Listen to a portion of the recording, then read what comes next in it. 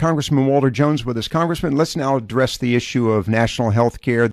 The Affordable Health Care Act, AHCA, you voted against it. It passed by only one vote.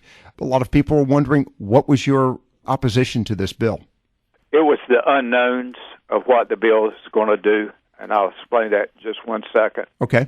First of all, we have no SCORE, a Congressional Budget Office, which is nonpartisan, independent, always on major bills, whether the Democrats are majority or Republicans are majority. Most times, whoever's in the majority will ask for a SCORE on a major bill, such as a health care issue. Mm-hmm.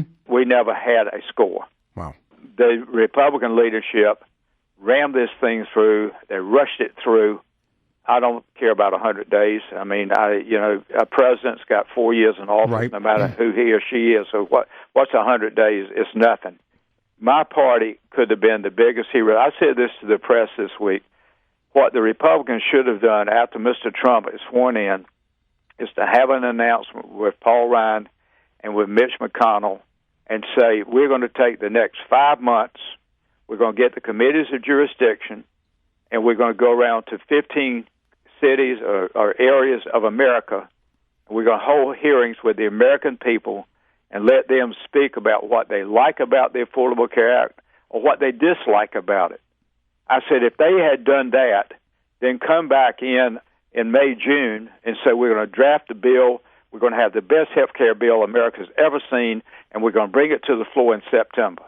I don't know why in the world they felt like that with the problems facing health care in America today, that we could fix it in 2 months. I do not understand it. There's another aspect of this, and it was brought to my attention yesterday, and of course you actually even raised it, and that, of course, has to do with the veterans issue. There was an aspect of this that I was not aware of. Let me give your listeners an idea. Vote Vets, which is a group, Paralyzed Veterans of America came out against this bill, mm-hmm. and there was a tax, and I'm going to find it real quick and read it to you. Thanks to the program, this is from Paralyzed Veterans of America, thanks to this program, talking about Medicaid, many poor veterans with serious non-service-connected disabilities have been able to move from nursing homes into their communities. In other words, this bill eliminated a tax credit for veterans. Roughly 700,000 have lost this tax credit that we're talking about in the bill that passed yesterday. Now, I'm sure that you'll hear the Republicans next week and next couple of weeks talking about, well, we're going to reinstate it. We're going to reinstate it. That's the problem with this bill. The unknowns in this bill are the problem. I won't know, and most members won't know, all the pluses and minuses for about 2 to 3 weeks, and then it will start leaking out what the good and what the bad is. But why in the world would we have to vote for it in the way we did it? And there was very little debate, the 1 or 2 hour debate, but the committees did very little in this second effort, very little.